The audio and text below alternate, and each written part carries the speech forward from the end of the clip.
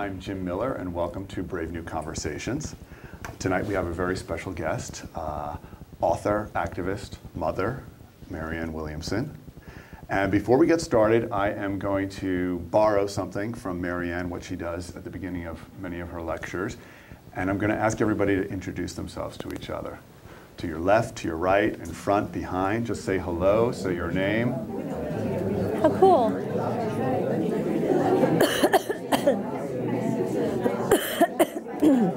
Hello. Hi. What?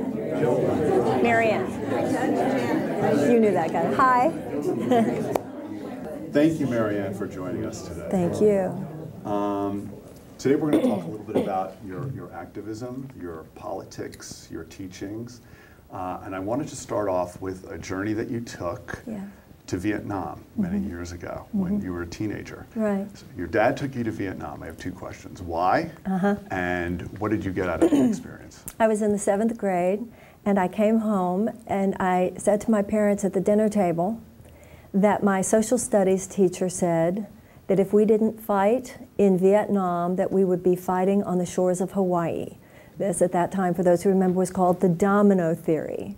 And my father, he got red-faced and he stood up, he said, "Damn it, Sophie Ann," he said to my mother, and he always called her sweetheart. But if he said Sophie Ann, he was serious. "Sophie Ann, get the tickets, we're going to Vietnam. This government is not going to eat my children's brains. The military-industrial complex is not going to take my kids. Kids, we're going to Saigon." He said, "I'm going to show you what war is. I'm going to show you what war is." It was 1965.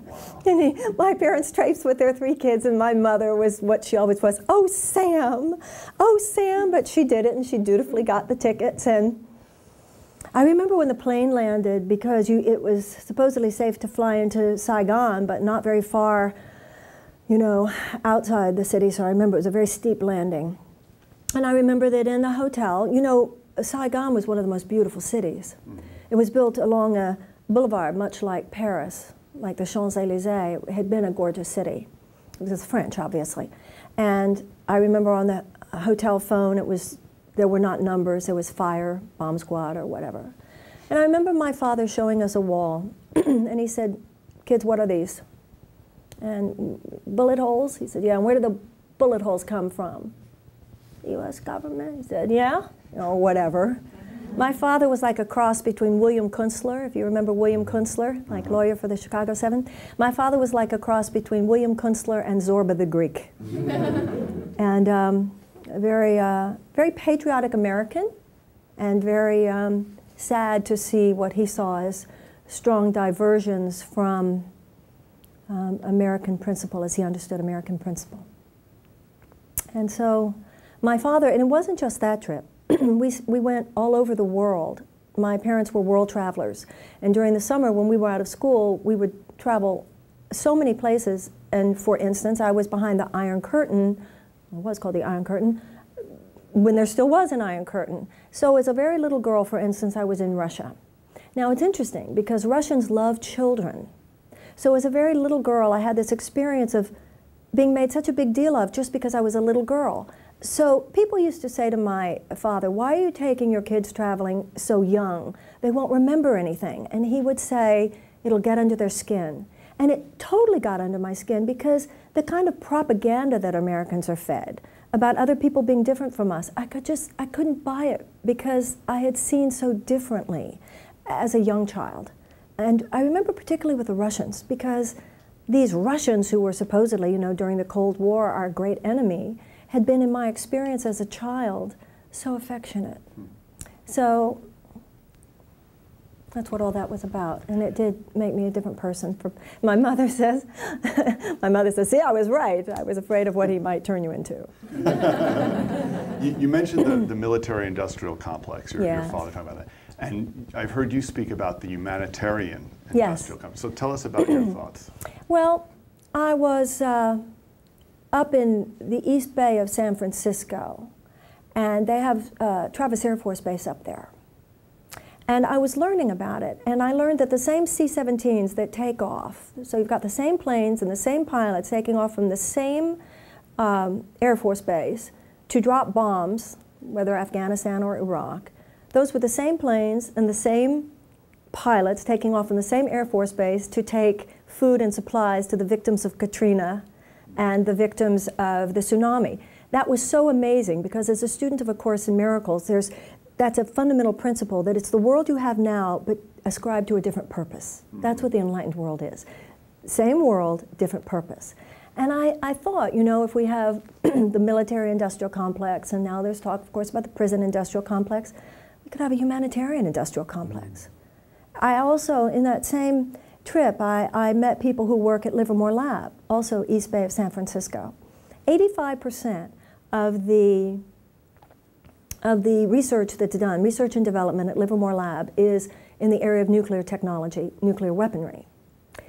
15% of this, with the same research, the same structure of research and data collection and development and manufacturing, and in large cases scientists themselves, 15% is humanitarian. And what I realized when I talked to scientists is it wasn't their choice that they were working on the nuclear weaponry. We have 7,000 just in reserve. That's how many nuclear bombs we have in this country. That's not how many are deployed. We have 7,000 just in reserve. This is big, big, big business, right? So I was so impressed by that these scientists, the grants that got worked on were simply the ones that were funded. Roosevelt said we must stop the beginnings of wars. Yes, right? It's fascinating to me. It was a speech he wrote for the Jefferson Day.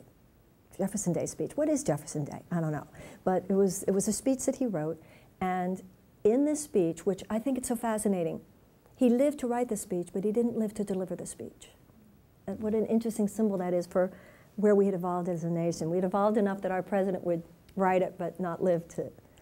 And he said, we must do more than end wars. We must end the beginnings of all wars. Einstein's quote is great also. He said, I have no idea with what weapons we will fight World War III, but I can assure you World War IV will be fought with sticks and stones. And of course, Dennis Kucinich said something marvelous. He said, we must challenge the belief that war is inevitable. Well, let's talk about Dennis and the Department of Peace. I know you're very active with that. Tell us a little bit about what it is and what the goal is. Well, the Department of Peace is a marvelous piece of legislation. It's the suggestion, you know, right now most people of a certain kind of consciousness and holistic perspective in terms of their health, if you're ill, you might want to hear what allopathic medicine has to say, but you have a more holistic perspective. You understand that there are psychological issues involved in the cultivation of your health, emotional issues, nutritional issues. In other words, sometimes invasive measures might be necessary. Sometimes they're not only not necessary, sometimes they're actually to the detriment of healing. We understand that now. Most people would want a broad array of consult if they were dealing with physical healing. And also, most aware people realize you don't just wait till you get sick, you proactively cultivate health. That health is not the absence of sickness, sickness is the absence of health. Well, I think that same kind of holistic perspective can be applied to politics. Right now in politics, we have a very old-fashioned allopathic model. So that when the president, for instance, is sitting down with advisors to talk about conflict, whether it's domestic or international, when you look at our military, for instance, they could be likened to surgeons. Now, you want to hear what the surgeon has to say, and sometimes invasive measures are appropriate. Sometimes, and I would suggest that Iraq is an example of this, sometimes invasive measures are the worst thing to do. It can actually spread the cancer. And what we're dealing with here, it's interesting. If you look at World War II, I think that the Japanese army in World War II and the Nazis also could be likened to operable malignant tumors that could be and were brilliantly surgically removed. The problem we have today is more like a cancer that's already metastasized throughout the system. And that's what the quote-unquote terrorist threat is all about. It's more like a cancer that's everywhere. And sometimes the tumors are wrapped around healthy organs. And with some kinds of cancer, once again, you don't invade it because you're likely to spread more cancer. So we need a far more sophisticated approach even in our thinking about violence, because basically we just use brute force. And I think that there are, you know, even the Pentagon has talked about this. Even Donald Rumsfeld talked about how we need to turn more into a peacemaking model. You can't just try to, you know, with the Nazis, if you killed 150, there were 150 fewer Nazis. With terrorists, I'm not sure. You could kill 150, and then you have the younger brothers and the cousins, and increasingly the younger sisters, et cetera. We know this. So one of the reasons I was attracted to the Department of Peace legislation was because I like the idea that there would be a department in the government, somebody sitting at the cabinet table, cabinet level, where if the president is talking about how to deal with conflict, there's one secretary whose department's sole purpose is to investigate nonviolent problem-solving solutions. What nonviolent methods already exist? How could they be employed? And also, as I said before, not just in terms of dealing with violence, but in preventing violence. So, but having said that,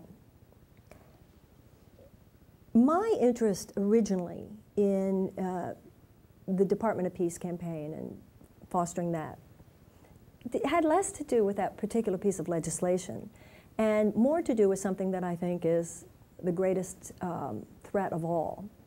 And that is the disengagement of too many Americans from the political process. Now, the beginning of that campaign, the Department of Peace campaign, preceded the Obama campaign, and I think the Obama campaign certainly brought, obviously, millions of people into the process that had not been before.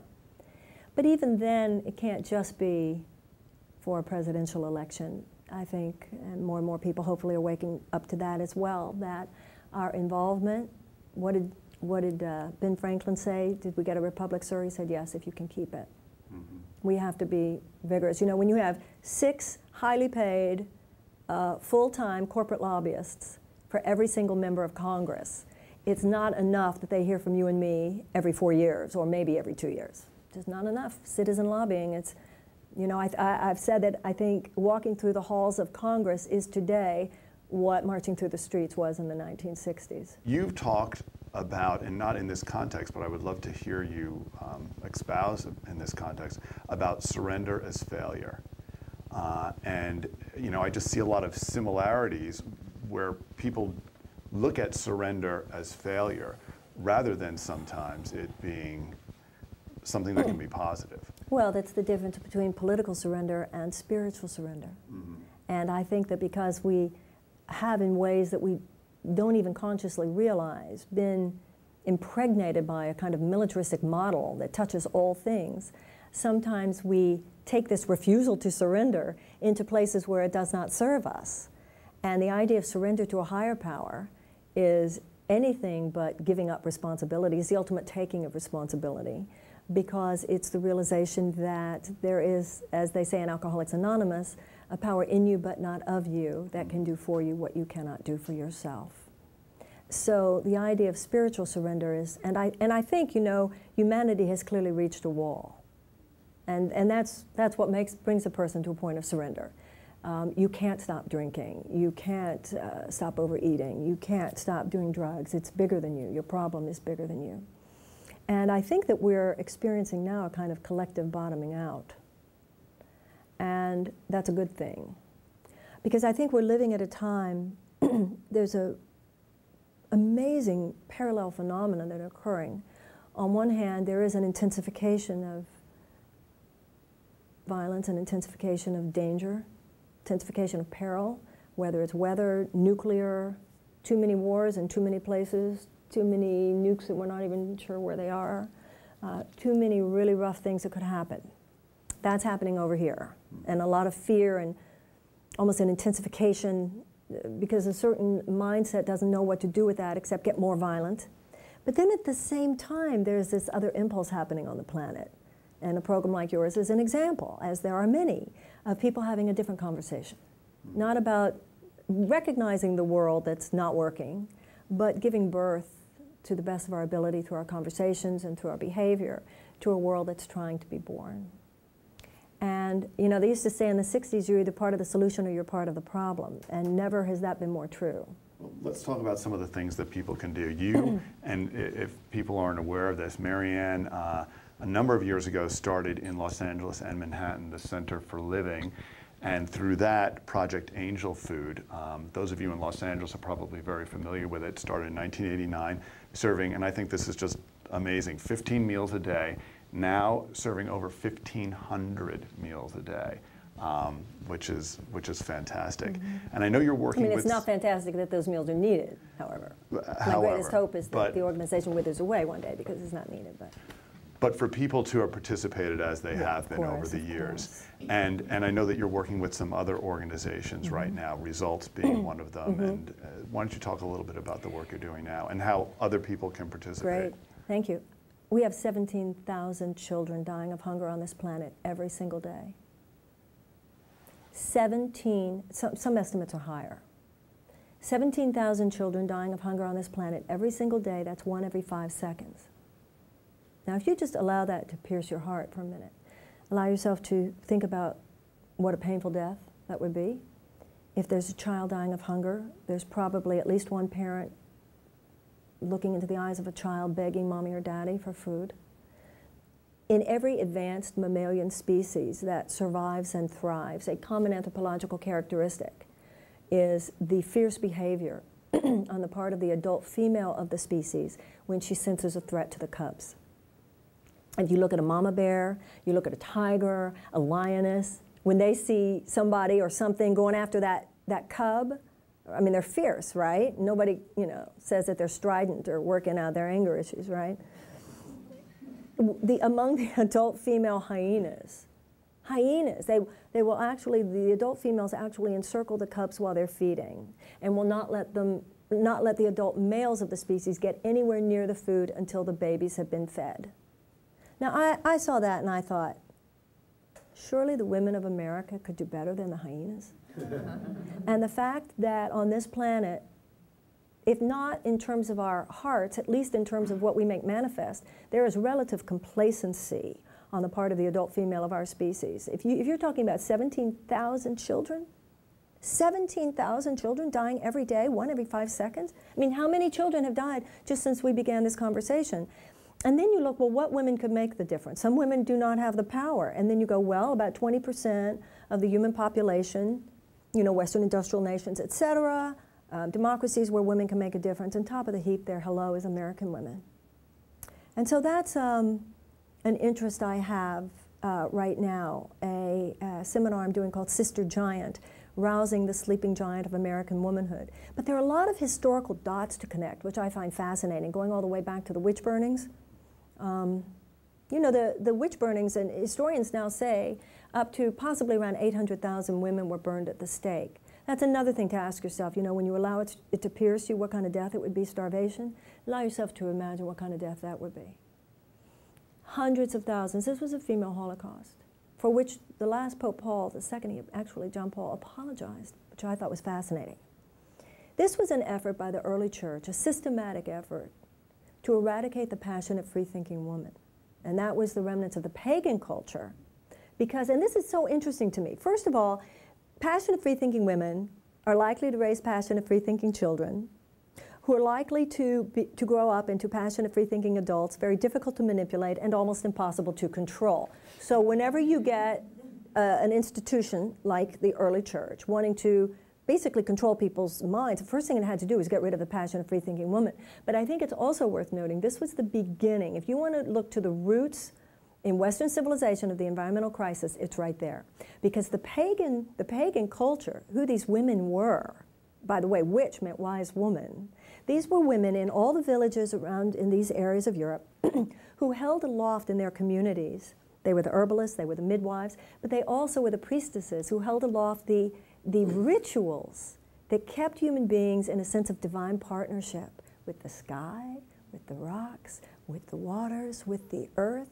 So part of this earthquake, part of this shift, was moving from the pagan perspective of partnership with nature to that which was brought in by the early church, which was mankind's right, given by God to dominate nature and use it for his purposes.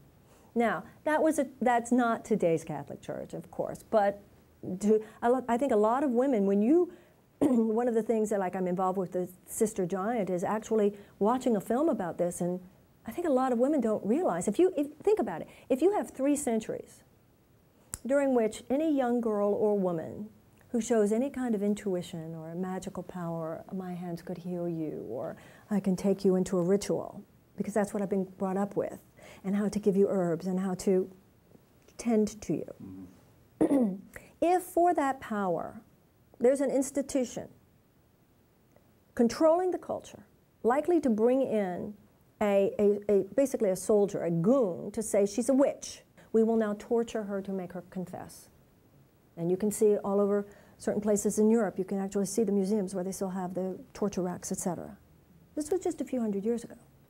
So then she, quote unquote, confesses, then it's legal to burn her at the stake. If you have this going on for 3 centuries and you had a little girl, wouldn't you train her to be beige? Wouldn't you train her to hide her magic? Wouldn't you train her to keep her voice shut? And just as we eradicated slavery, but that couldn't eradicate racism, we stopped burning women at the stake, but we still have it routed out of Western consciousness, this kind of suspicion of the woman who has too much to say.